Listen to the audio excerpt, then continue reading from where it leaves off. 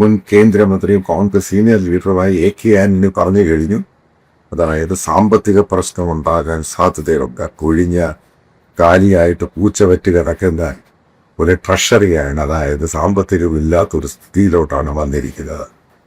അത് ആദ്യം മനസ്സിലാക്കേണ്ടത്, ഏത് ഗവൺമെന്റ് വന്നു കഴിഞ്ഞാലും ഈ പറയുന്ന പുതിയ ഗവൺമെന്റ് വരുമ്പോൾ കാലിയായിരിക്കും. അത് ഇപ്പോഴൊന്നും അല്ല, എല്ലാ ഗവൺമെന്റ് വരുമ്പോഴും അങ്ങനെ തന്നെയാണ്.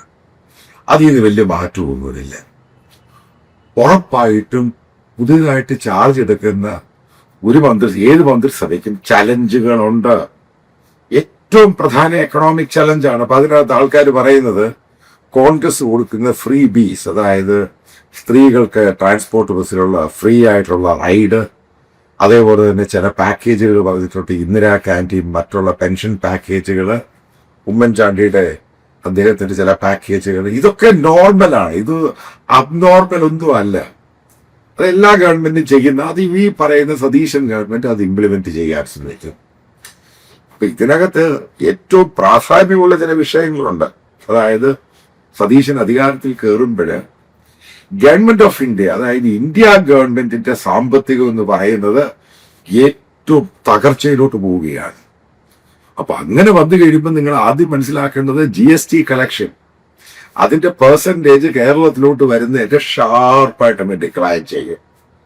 അതാണ് ഏറ്റവും പ്രധാനം എന്ന് പറയുന്നത്. അതായത് ഗവൺമെന്റ് ഓഫ് ഇന്ത്യ ഈ പറയുന്ന പോലെ സൗണ്ട് അല്ല.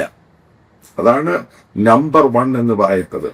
ഉറപ്പായിട്ടത് ഗ്ലോബൽ ഇഷ്യൂ കൂടെയാണ്. അപ്പം ഗവൺമെന്റ് ഓഫ് ഇന്ത്യയുടെ സാമ്പത്തിക പ്രശ്നം ഒരു ഭാഗത്ത്, പല റെസ്ട്രിക്ഷൻസും ഓസ്റ്റെരിറ്റിയും മറ്റൊരു ഭാഗത്ത്, ജനങ്ങളോട് പറയുന്നു ഗോൾഡ് മേടിക്കണ്ട എന്ന് പറയുമ്പോൾ അതിന് ടാക്സ് എന്ന് പറയുന്നത് നല്ല ടാക്സാണ് കിട്ടുന്നത്. അപ്പൊ അതങ്ങ് കുറയുന്നു. അതേപോലെ ഗോൾഡിന് റെസ്ട്രിക്ഷൻ കൊണ്ടുവരുന്നു. ഇതെല്ലാം സ്റ്റേറ്റിന്റെ എക്കോണമിയും ബാധിക്കും. സെൻട്രലിന്റെ മാത്രമല്ല, സ്റ്റേറ്റിന്റെ, അതായത് വിറ്റുവരവ്, ഈ പറയുന്ന എക്കോണമിയെ ഇത് ബാധിക്കും. 100% ഇത് ബാധിക്കും. പക്ഷെ ഏറ്റവും കൂടുതൽ കേരളത്തെ ബാധിക്കാൻ പോകുന്ന അതൊന്നുമല്ല.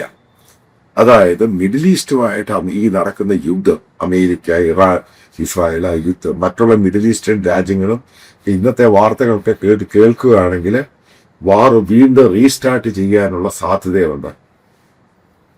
ഏറ്റവും കൂടുതൽ എഫക്ട് ചെയ്യുന്ന കേരളം എന്ന് പറയുന്ന സ്റ്റേറ്റിനാണ്. അതായത് റെമിറ്റൻസ് ഷാർപ്പായിട്ട് ഡിക്ലൈൻ ചെയ്തു.